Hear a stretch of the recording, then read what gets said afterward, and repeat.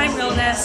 My name is Bernadette, and this is another awesome episode of Latenite Bubbles. And I'm so excited we are here with Bea Dazzler. Hi! And Bea Dazzler is a faux queen here in San Francisco, and I want to explain a little bit about what that means. What is a faux queen? Watching this are like, what does that mean? Drag queen, faux queen, people queen, what the hell? Yep. So what is a faux queen? You know, for me, the simplest answer is a drag queen trapped in a woman's body.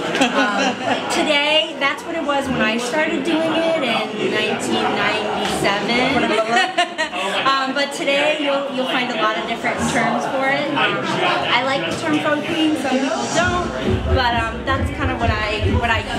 Awesome. Yeah. And so, how long have you been performing, and how did you get into faux queen and the whole like drag performance world? So, like many people, I was obsessed with drag queens when I was a teenager, and in college I would go to drag shows and stuff. And then when I moved out here to San Francisco after college, I met up with a little-known drag queen you may or may not have heard of, Jesus Christ. Don't know her. Who is that? No, exactly. And she introduced me to Tranny Shack and told me what a faux queen was, and I also helped her start doing midnight mass and I did her costumes for many years. Yeah, so I'm also a costume designer. So I kind of grew up in the Tranny Shack, midnight mass world, and started performing. My first performance was in 1997 when I entered the faux queen pageant, which was at that time proposed by someone. Oh, cool. Yeah. Nice. So, and then in 1998 I won the faux queen pageant. And now You produce it. we can bring it full circle. I've actually been producing it the last couple of years, which has been really fun and I love it. Cool. And so, what kind of performances do faux queens do? Is it different from drag? Is it, you know, like, what does that look like? I see a lot more sets and like bigger things. I'm kind of really excited about it. As an artist in San Francisco, I love to build things. I've made a lot of sets for people too, and I just feel like I've seen you guys really like do some amazing stuff. I'm really inspired by the art. You know, it's one of the things I love about it is there's all different kinds of us.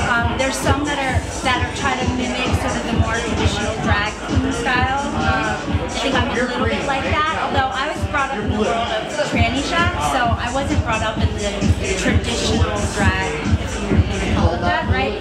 So,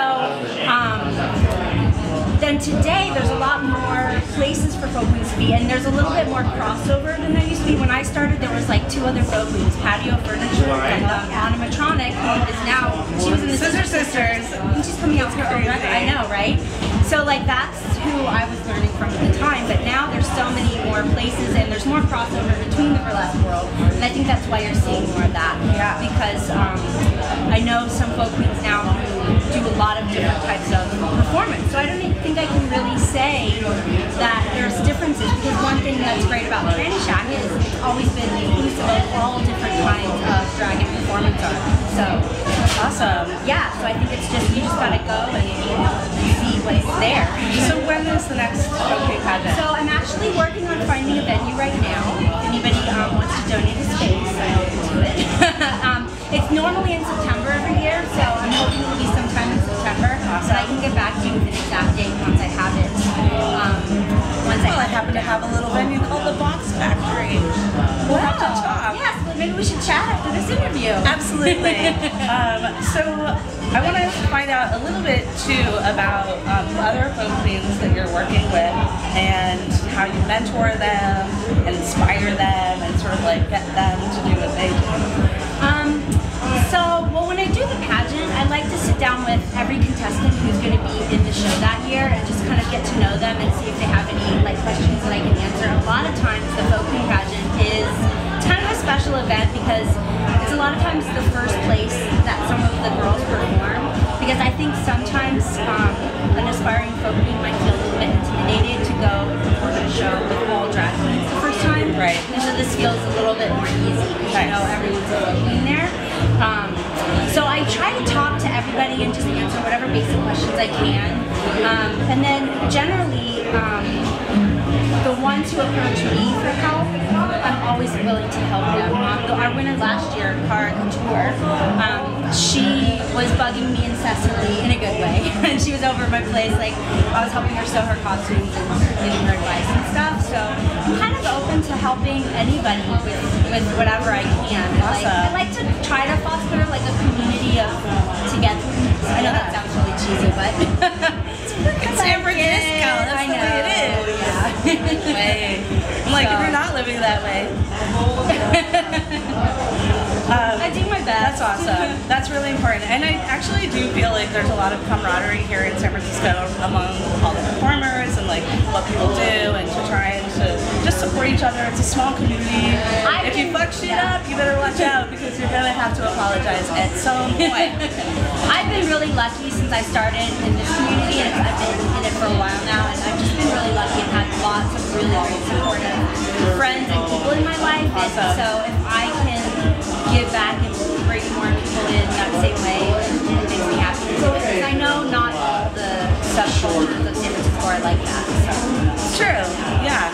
Awesome. Well, we are with Bea Dazzler in a Barbie world. She was just amazing. We have a clip of that. I'm really excited. So check her out at LateniteBubbles.com.